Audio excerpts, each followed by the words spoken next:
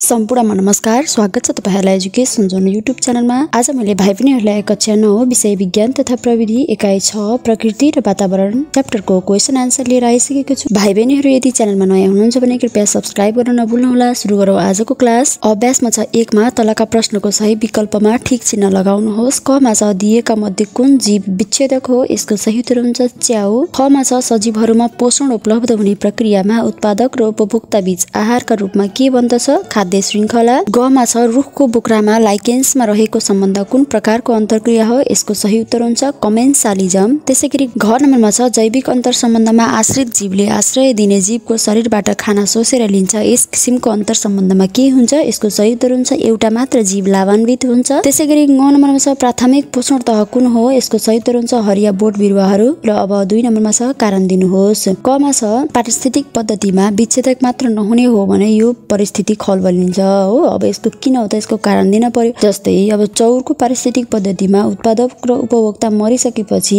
यिनीहरूको मृत शरीरलाई त्यहाँ भएका विच्छेदक जस्तै ब्याक्टेरिया तथा फन्जाइले के गर्छन्? सडाउने र गलाउने कार्य गर्दछन् र माटामा सरल अणुमा परिणत गरी माटोमा मिसाउने गर्दछन्। यिनीहरूको मृत शरीर भनेको त जटिल भयो नि त। जटिल वस्तुलाई चाहिँ के गर्छन् त?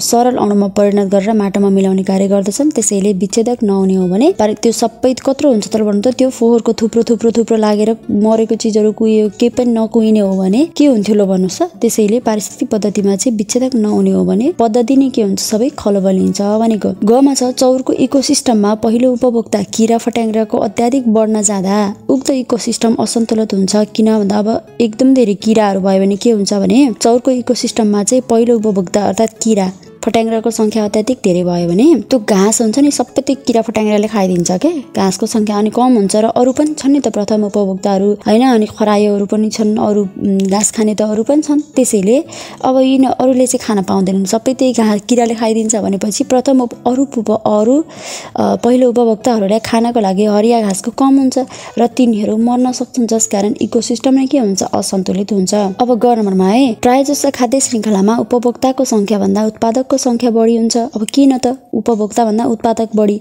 मतलब उत्पादक भनेको हरिया बोट बिरुवाहरू बढी हुन्छ हो। किनभने हरिया बोट बिरुवाहरू हुन्छ नि, बोट बिरुवा चाहिँ सबै प्रकारको जीवजन्तुको लागि प्राथमिक स्रोत हुन् र उत्पादकहरू सबै के हुन्छन्? पहिलो पोषण तहमा पर्दछन्। त्यसैले खाद्य श्रृङ्खलामा उपभोक्ताको संख्या भन्दा उत्पादकको संख्या बढी हुन्छ। अब हरिया बोट बिरुवाहरू खाएर शाकाहारी जनावरहरू बाँच्ने भए अनि ती भनेको प्रथम उपभोक्ता हुन्। अब शाकाहारी जनावरहरू खाएर फेरि को बाँच्ने भयो त? द्वितीय उपभोक्ताहरू बाँच्ने भयो। फेरि द्वितीयलाई खाएर तृतीय उपभोक्ता बाँच्ने भयो भनेपछि शाकाहारी नै भएन भने त द्वितीय उपभोक्ताले खानेकुरा हुँदैन नि त। त्यसैले शाकाहारी बाँच्नको लागि के चाहिन्छ त? घाँस चाहिन्छ। त्यसैले यो उत्पादक भनेको घाँस हो क्या। अब हामी घ नम्बरमा जाउँ। पारस्परिकतामा दुवै सजीवहरू लाभान्वित हुन्छ। किन भन्दा पारस्परिकतामा के हुन्छ? सजीवहरू बीच लामो समयसम्म रहिरहने सम्बन्ध हुन्छ जहाँ जीवहरू एकअर्कामा आश्रित हुन्छन्। दुवैलाई एउटालाई अर्काको आवश्यकता पर्छ। जस्तै चराले फूलबाट रस लिन्छ भने चराले परागसेचनमा पनि मद्दत गर्छ र यसमा चरा र बिरुवा दुवैलाई परस्परमा फाइदा हुन्छ। ल अब ङ नम्बरमा हेर्नुहोस् त पारिस्थितिक पद्धति सन्तुलन भएका ठाउँमा वातावरण स्वस्थकर हुन्छ। ल अब सन्तुलित पारिस्थितिक प्रणालीमा सफा वातावरण हुन्छ। किनभने सन्तुलित भनेको सबै कुराहरू ठिक्क भएको के। किरा फट्याङ्ग्रा पनि ठिक्क भएको, भ्यागुता पनि ठिक्क, सर्प पनि ठिक्क, घाँस पनि ठिक्क, सबै चिजहरू ठिक्क छ भने राम्रो छ भने त्यस्तो खालको चाहिँ स्वस्थकर हुन्छ भनेको। किनभने यहाँका तत्त्वहरूले फोहोरलाई पुनः प्रयोग गर्न र स्थिरता कायम राख्न मद्दत गर्छन्। जस्तै अक्सिजनले चाहिँ जस्तै उत्पादकहरूले अक्सिजन बनाउँछन् हो, उपभोक्ताहरूले जनसङ्ख्या स्तर कायम राख्दछन् भने विच्छेदकहरूले फोहोर र पोषक तत्त्वहरूलाई कुहाउँछन्। यसरी सबैले आफ्नो काम अब गरेको भनौँ न। त्यस कारणले गर्दाखेरि पनि के हुन्छ? वातावरण चाहिँ स्वस्थकर हुन्छ। अब हामी 3 नम्बरमा जाउँ उत्पादक र विच्छेदक। तपाईँले यति कुरा के बुझ्नु पर्यो भने उत्पादक भन्ने बित्तिकै हरिया बोट बिरुवा हुन् र विच्छेदक भनेको मरेका चाहिँ जीवहरूलाई कुहाउने चिजहरू हुन् यिनीहरू भनेको। ल अब उत्पादकमा के छ? हरिया बोट बिरुवा जसले प्रकाश संश्लेषणद्वारा आफ्नो खाना आफै बनाउँछन्, त्यसलाई हामी के भन्छौँ? उत्पादक भन्छौँ। भने जीवाणु जसले मरेका जीवहरूको अवशेषलाई गलाएर सरल अणुमा के गर्छन्? सरल पदार्थमा परिवर्तन गर्छन्, त्यसलाई हामी विच्छेदक भन्छौँ। जस्तै उत्पादक के हुन्छ? खाद्य श्रृङ्खलाको सुरुवातमै रहेको हुन्छ। खाद्य श्रृङ्खलाको फर्स्टमै के हुन्छ? उत्पादक हुन्छ भने यो चाहिँ विच्छेदक चाहिँ के हुन्छ? लास्टमा हुन्छ कि खाद्य श्रृङ्खलाको अन्त्यमा रहेका हुन्छन्। ल अब हामी अर्को भिन्नतामा जाउँ। ख मा छ चौरको पारिस्थितिक पद्धति र पोखरी पोखरीको पारिस्थितिक पद्धति। तपाईहरुलाई थाहा नै छ नेपालमा कति धेरैवटा प्रकारका पारिस्थितिक पद्धति छन्। अहिलेसम्म चाहिँ नेपालमा 118 थरीका पारिस्थितिक पद्धति छन्। तीमध्ये हामीले यहाँनिर थोरै मात्रै पढिरहेको हुन्छौँ। त्यसैले चौरको पारिस्थितिक पद्धति र पोखरीको पारिस्थितिक पद्धति यी दुईटा बीचमा के भिन्नता छ? अब चौरमा घाँसको रूपमा के हुन्छ? हरिया घाँसपात र बोटबिरुवा के हुन्छ? चौरको उत्पादक हुनु के हो कि हैन? पोखरीमा चाहिँ के हुन्छ भने हरिया चीजहरु चाहिँ भलभक्स यस्तो लेउहरु हुन्छ के, क्लामाइडोमोनस लगायतका लेउहरु उत्पादक हुन्। चौरको पारिस्थितिक पद्धतिमा उत्पादकको परिमाण धेरै हुन्छ। चौरमा त कति धेरै घाँसहरु हुन्छ नि त, हो कि हैन? भने पोखरीको पारिस्थितिक पद्धतिमा यिनीहरु दुईटाको तुलना गर्दाखेरिमा उत्पादकको परिमाण थोरै हुन्छ। जति बाहिर जमिनमा ती घाँसहरु हुन्छन् त्यति नै मात्रामा पोखरीभित्र पानीभित्र पनि लेउहरु हुन्छ त, हुँदैन नि त? हो, त्यसैले यतापट्टि चाहिँ के हुन्छ? उत्पादकको परिमाण धेरै हुन्छ र यतापट्टि उत्पादकको परिमाण चाहिँ थोरै हुन्छ। ल अब ग नम्बरमा छ खाद्य श्रृंखला र खाद्य जाल। यो पनि एकदमै सजिलो छ। एक जीवले अर्को जीवलाई खाने क्रमलाई के भनिन्छ? खाद्य श्रृंखला भनिन्छ। भने धेरैवटा खाद्य श्रृंखलाहरु एक आपसमा के हुन्छ? जोडिएर बनेको संरचनालाई खाद्य जाल भनिन्छ। खाद्य श्रृंखला चाहिँ एकदम सरल र सिधा हुन्छ, तर खाद्य जाल जटिल हुन्छ। खाद्य श्रृंखला सरल र सिधा हुन्छ भइसक्यो। खाद्य श्रृंखला एकै दिशामा बग्छ भने खाद्य जाल चाहिँ धेरै दिशामा बग्छ। खाद्य श्रृंखला सजिलै बिग्रन सक्छ, तर खाद्य जाल स्थिर र सन्तुलित हुन्छ। जस्तै यहाँनिर फूड चेन र फूड वेबको छ नि पिक्चर। फूड चेन भनेको खाद्य श्रृंखला भयो, फूड वेब भनेको खाद्य जाल भयो के हैन? फूड चेनमा के छ? घाँसलाई फट्याङ्ग्राले खायो, फट्याङ्ग्रालाई चाहिँ फेरि फ्रगले खायो, फ्रगलाई फेरि स्नेकले फेरि वाकले फेरि यसलाई पनि के गर्छ? यिनीहरूले कुवाइदिन्छ, डिकम्पोजरहरू हो किन? फेरि त्यसैमा के हुन्छ? हरिया घाँसहरू उम्रिन्छन्। यो के भयो? त्यो एउटा चेन भयो के, एउटा मात्र चेन भयो भने यहाँ चाहिँ के हुन्छ? फेरि ल घाँसलाई खाने के छ? ऱ्याबिट छ, मुसाले पनि खाने भयो हो। यता फेरि ग्रासहोपरले पनि खाने भयो, ग्रासहोपरलाई भ्यागुताले पनि खाने भयो, फेरि चराले पनि खाइदिने भयो। मुसालाई फेरि केले खाने भयो? उलुले पनि खाइदिने भयो, उता हकले पनि खाइदिने भयो, फक्सले पनि खाइदिने भयो। हो, यो चाहिँ के हुन्छ? अलि जटिल हुन्छ कि, यो चाहिँ ठुलो सञ्जाल हो। त्यसैले यो स्थिर र सन्तुलित हुन्छ, धेरै दिशामा बग्छ, जटिल हुन्छ भनेर भनेको है। ल अब हामी अर्कोमा जाउँ। घ नम्बरमा जैविक अवयव र अजैविक अवयव। जैविक भनेको लिभिङ भयो र अजैविक भनेको नन लिभिङ भयो। जैविक भनेको सजीव हैन, अनि त्यसपछि जीवित प्राणीहरूबाट बनेका हुन्छन् र यिनीहरू चाहिँ के हुन्छन्? निर्जीव वस्तु र तत्त्वहरूबाट बनेका हुन्छन्। जस्तै जैविकमा के हुन्छ? बोटबिरुवा, जनावर, जीवाणुहरू हुन्छ हो कि हैन? तर अजैविकमा के हुन्छ? माटो, पानी, हावा, तापक्रम, प्रकाश हैन, यिनीहरू सबै अजैविक भयो। आपसमा खाने र खाइने सम्बन्ध बनाउँछन् र ऊर्जा प्रवाह गर्छन् जैविकहरूले भने। अजैविकले के गर्छन्? जीवहरूको जीवनका लागि आवश्यक वातावरणीय अवस्था प्रदान गर्दछन्। ल अब हामी अर्को भिन्नतामा जाउँ। पारस्परिकता र कमन्सलिजम। पारस्परिकता भनेको सजीवहरू बीच लामो समयसम्म रहिरहने सम्बन्ध जसमा दुवै सजीवहरू परस्परमा लाभान्वित हुन्छन् भने त्यसले पारस्परिकता भनिन्छ। र कमन्सलिजम भनेको जैविक सम्बन्ध जसमा आश्रित सजीव बढी लाभान्वित हुन्छन् भने आश्रय दिनेलाई हानि पुर्याउँदैनन्। यस किसिमको अन्तर्क्रियालाई कमन्सलिजम भनिन्छ। जस्तै उदाहरण हेरेपछि तपाईले बुझ्नुहुन्छ है त। चराले फूलबाट रस लिन्छ भने चराले परागसेचनमा मद्दत गर्छ हो। गाई चरिरहेको बेलामा किरा फट्याङ्ग्राहरू उफ्रन्छन् र तिनलाई चाहिँ बकुलाले खाइदिन्छ। त्यस्तो बेलामा अब यो गाईलाई त केही बेफाइदा भएन नि त, तर बकुलाले चाहिँ के गर्यो? खानेकुरा खान पाए, बाँच्न पायो किन? यसमा चराले फूलबाट रस लिन्छ र चराले परागसेचनमा मद्दत गर्छ भन्नुको मतलब चराले पनि रस पायो र परागसेचनमा पनि फूललाई मद्दत गर्यो भने चाहिँ यिनीहरुमा दुवै लाभान्वित हुन्छन्। यसमा चाहिँ एउटा लाभान्वित हुन्छ तर अर्कोलाई चाहिँ खासै केही पनि फरक पर्दैन। मैले चाहिँ यहाँ पिक्चर चाहिँ के राखिदिएको छु भने रुखमा लेउ लागेको राखिदिएको छु एउटा किन लाइकेन्सहरु छ, अनि यसमा चाहिँ के छ? भ्यागुता चाहिँ यसमा समाएर बसिरहेको छ हो। चरणमा छ परजीवितता र पारस्परिकता। यसको भिन्नता हुन्छ। परजीवितता भनेको जैविक अन्तर्क्रिया जसमा आश्रित जीवले आश्रय लिने जीवको शरीरबाट खाना सोसेर लिन्छ। जस्तै जुकाले के गर्छ? हामीले टोक्यो भने हामीबाट उसले रगत खान्छ, त्यो रगत नै उसको खाना हो, ल उसले हामीले आश्रय दिएको भनिन्छ हैन। पारस्परिकता भनेको सजीवहरू बीच लामो समयसम्म रहिरहने सम्बन्ध जसमा दुवै जीवहरू परस्परमा लाभान्वित हुन्छन् भने त्यसलाई पारस्परिकता भनिन्छ। जस्तै अब माथि पनि आइसक्यो, यो चाहिँ मौरीले यहाँबाट फूलको रस लिएर गइरहेको छ नि, मौरी भने लेखिनु भयो, चरा लेखिनु भयो है। अनि यसमा के छ? उपिया, लामखुट्टे, उडुस जस्ता जीवले र जनावरहरूको रगत चाहिँ सोसेर के गर्छन्? लिइरहेको हुन्छन्। त्यसलाई हामी के भन्छौँ? परजीवितता भन्छौँ। लाग्छ मलाई भाइ बहिनीहरूले बुझिरहनु भएको छ। अब हामी 4 नम्बरमा जाउँ। तलका प्रश्नको उत्तर लेख्नुहोस्। कमा छ पारिस्थितिक पद्धतिमा हुने अजैविक तत्त्वहरूको सूची बनाई प्रत्येकको छोटकरीमा वर्णन गर्नुहोस्। यसको एन्सर हुन्छ कुनै पनि स्थानको पारिस्थितिक पद्धतिमा प्रभाव पार्न सक्ने निर्जीवहरूलाई हामी अजैविक अवयव भन्छौँ। यसको उदाहरण हुन्छ अजैविक तत्त्वहरूमा हावा, ऊर्जा, तापक्रम, माटो, पानी र आर्द्रता। अब यहाँनिर सबै चीजहरूको व्याख्या गरेको छ। जस्तै हावाको बारेमा भन्नुपर्दा हावा चाहिँ अजैविक तत्त्वहरूमध्ये एक महत्त्वपूर्ण तत्त्व हो र वायुमण्डलमा विभिन्न किसिमका ग्यासहरू जस्तै नाइट्रोजन, अक्सिजन, कार्बन डाइअक्साइड, पानीको बाफ आदि रहेका हुन्छन्। अब सौर्य ऊर्जामा जाउँ हामी। सूर्यबाट प्राप्त हुने प्रकाश र ताप शक्तिले वातावरणमा पाइने बोटबिरुवा, जनावर र अन्य जीवजन्तुको जीवन पद्धतिमा महत्त्वपूर्ण भूमिका खेल्दछ है। सौर्य ऊर्जा भनेको घाम भइहाल्यो।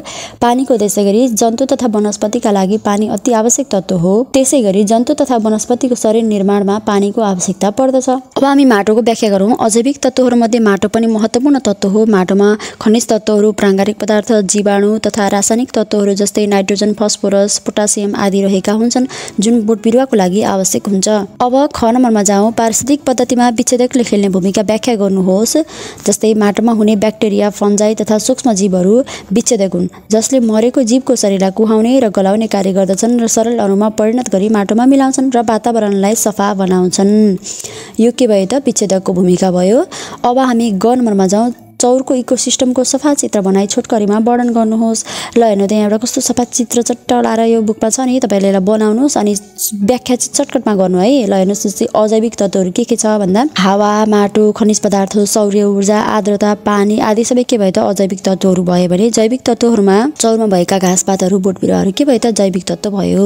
अब जैविक तत्त्वहरूमा धेरै चिजहरू हुन्छन् जस्तै उत्पादक हुन्छन्, उपभोक्ता हुन्छन्। उपभोक्ता के हुन्छन्? प्राथमिक, द्वितीय, तृतीय उपभोक्ता हुन्छन् र विच्छेदक पनि हुन्छन्। जस्तै उपभोक्तामा प्राथमिक उपभोक्तामा के छ भन्दा चौरमा भएका हरिया घाँसपात, झारपात खाएर बाँच्ने किरा, फट्याङ्ग्रा, गडेउला होइन, खरायो, मृग आदि सबै के हुन्छ पहिलो उपभोक्ता हुन् भने द्वितीय उपभोक्ता के हुन्छ? चौरको पारिस्थितिक पद्धतिमा भ्यागुता, चराचुरुङ्गी, स्याल, ब्वासो आदि के हुन्छ द्वितीय उपभोक्ता हुन्।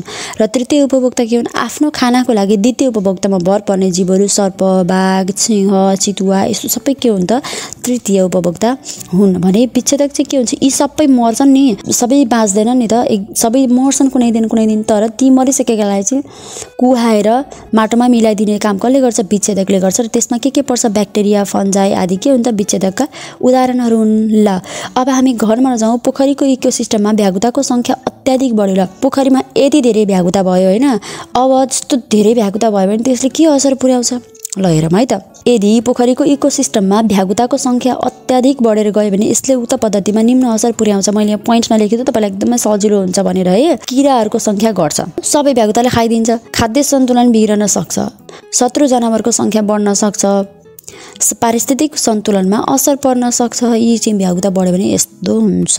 ल अब हामी ग नम्बरमा जाउँ। खेतमा काम गर्ने एउटा किसानले चाहिँ मुसाले धान खायो भनेर भए जति मुसा सबै मारे, तर उनको खेतमा धान उत्पादन साह्रै न्यून भएको पाए। धानको उत्पादनमा किन कमी आयो होला? आफ्नो तर्कसहित पुष्टि गर्नुहोस्। ल अब मुसा मारेर धानको उत्पादन त बढ्न पर्ने हो नि त, उसले त सबै मुसाले धान खायो भनेर सबै मुसा मारे। मुसा मारिसकेपछि त अब त धान त अर्को साल यति धेरै फल्छ भनेर सोचेको थियो होला है, तर के गर्यो? धानको उत्पादन झन् घट्यो। अब त्यसो किन भयो होला भन्दा मुसाले त्यो धान खान्छ, तर त्यसले के गर्छ? त्यहाँभित्र भएका हानिकारक किराहरू हुन्छ नि त्यो पनि खाइदिन्छ। त्यसैले गर्दा मुसा मार्दा के भयो त? हानिकारक किराहरूको सङ्ख्या बढ्यो र खेतमा धान उत्पादन साह्रै न्यून भयो है। ल अब च नम्बरमा जाउँ। पोखरीमा हुने खाद्य श्रृङ्खलाको चित्र बनाए छोटकरीमा वर्णन गर्नुहोस्। ल अब पोखरीको त यही भइहाल्यो, एउटा पोखरी बनाउनुहोस्, ढुङ्गा बनाउनु, अलिअलि माटो बनाउनु, अनि बिरुवाहरू थोरै बनाउनु, कमलको फुलहरू यस्तो यस्तो बनाउनु, माथि यस्तो ड्रागन फ्लाईहरू उडेको, चराहरू उडेको पनि बनाउनु, साइडमा यहाँ भ्यागुता हेरेर बसिरहेको छ त्यसलाई पनि बनाउनु है, अनि यतापट्टि घाँसहरू पनि बनाउनु, माछा बनाउनु भित्र, अनि यसपछि यो भित्रको यो जलकुम्बीहरू के छ यो लेउहरू सबै बनाउनुहोस्। अनि त्यसपछि अनि टक्क लाएर यहाँनिर व्याख्या गर्नुहोस् है। व्याख्या गर्दा अजैविक अपव्यय लेख्न पर्यो। खनिज पदार्थमा पानी, माटो, प्रकाश, ताप, oxygen, carbon dioxide gas, nitrogen यी सबै के भयो त यहाँनिर अब अजैविक तत्त्वहरू भयो भने जैविकमा के हुन्छ? उत्पादक हुन्छ। अब पोखरीको उत्पादक के हुन्छ? पोखरीमा उम्रने भलभक्स, क्लामाइडोमोनास के हो त यहाँका जैविक अवयव हुन् र उत्पादक पनि हुन् भने प्राथमिक उपभोक्तामा पोखरीमा हुने सानो सानो माछा, चेपागाँडा, गडेउला होइन, यहाँ माथि गडेउलाको पनि चित्र बनाइदिनु भयो हुन्छ पोखरीभित्र है। अनि द्वितीय उपभोक्तामा पोखरीमा भएका साना साना माछाहरूलाई खान्छन् नि, साना माछालाई खाएर बाँच्ने भ्यागुता, गङ्गटा अनि ठुला माछा सबै के भयो त द्वितीय उपभोक्ता भयो। तर तृतीय उपभोक्तामा यदि सर्प पनि पोखरीमा छ भने त्यो के गर्छ? सर्पले भ्यागुता खाएर बाँच्ने भएकोले यसलाई चाहिँ तृतीय उपभोक्ताको रूपमा लिन सकिन्छ, तर प्राय किताबहरूमा चाहिँ तृतीय उपभोक्ता दिएको छैन है। ल अब हामी 6 नम्बरमा जाउँ। एउटा इकोसिस्टममा हुने उत्पादक, उपभोक्ता, विच्छेदक र वातावरण बीच सन्तुलित चक्र चलिरहेको हुन्छ। यी मध्ये कुनै अवयव बीचको सन्तुलन खलबलिएमा इकोसिस्टम इकोसिस्टम नै बिग्रन्छ। यस भनाइलाई कारणसहित पुष्टि गर्नुहोस् भन्ने प्रश्न छ। अब यसको उत्तर हेरौँ त। एउटा इकोसिस्टममा हुने उत्पादक, उपभोक्ता र विच्छेदक र वातावरण सबै बीच सन्तुलित चक्र चलिरहेको हुन्छ। यी मध्ये कुनै अवयव बीचको सन्तुलन खरबडिएमा इकोसिस्टम बिग्रन्छ। जस्तै उदाहरण, यहाँसम्म क्वेसन नै हो, यसको उदाहरणमा सहित मैले पुष्टि गरेको मात्र हो। यदि विच्छेदक हराए भने यसरी समस्याहरू उत्पन्न हुन्छन्। मरेका जनावर र फोहोर कुहिँदैनन्, माटोमा पोषक तत्त्व फर्कदैनन्, बिरुवाले आवश्यक पोषक तत्त्व पनि पाउँदैनन् र त्यसैले राम्रो रूपमा बढ्न सक्दैन। शाकाहारी जनावरले खानेकुरा पाउँदैनन् र बिस्तारै मर्न थाल्छन्। मांसाहारी जनावरले पनि खाना नपाई भोकै पर्नुपर्छ, किनकि शाकाहारी जनावर नै हराइसकेका हुन्छन् र त्यसैले विच्छेदक बिना खाद्य श्रृङ्खला टुट्छ र इकोसिस्टम नै ध्वस्त हुन्छ।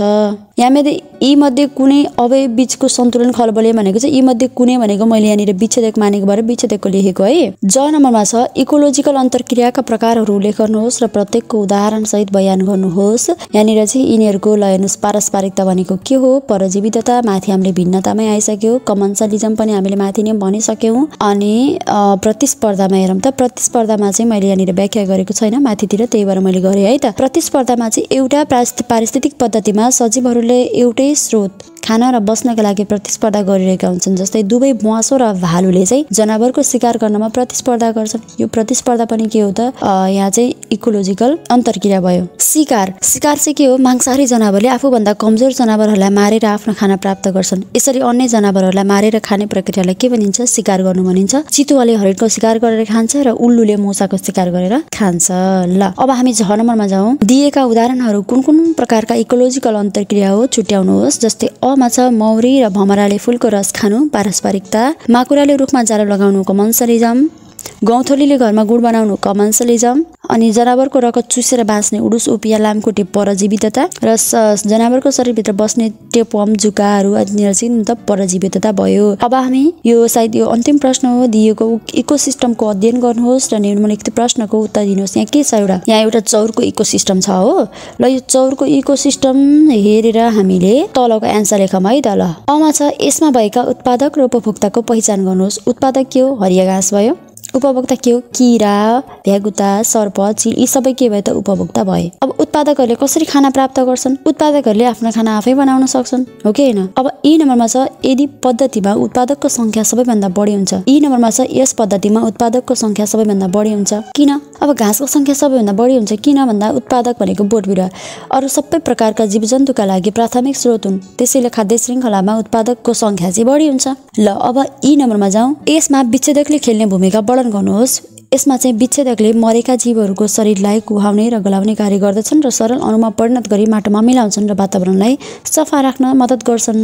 ल अब ऊ नम्बरमा छ सन्तुलित पारिस्थितिक पद्धतिबाट, सन्तुलित इकोसिस्टमबाट हुने फाइदाहरू के छन् भन्दा जैविक विविधता कायम रहन्छ, प्राकृतिक स्रोतहरू संरक्षण हुन्छन्, जलवायु सन्तुलन हुन्छ र रोगहरूको फैलावट कम हुन्छ। Okay, thank you so much भाइ बहिनीहरू। यति बेलासम्म हाम्रो क्लास हेरिदिनु भयो। यदि तपाईँहरूलाई हाम्रो क्लास राम्रो लाग्यो भने लाइक र कमेन्ट गर्न नभुल्नुहोला र आफ्नो साथीहरूलाई पनि सेयर गर्नुहोला। Bye bye, see you on next chapter.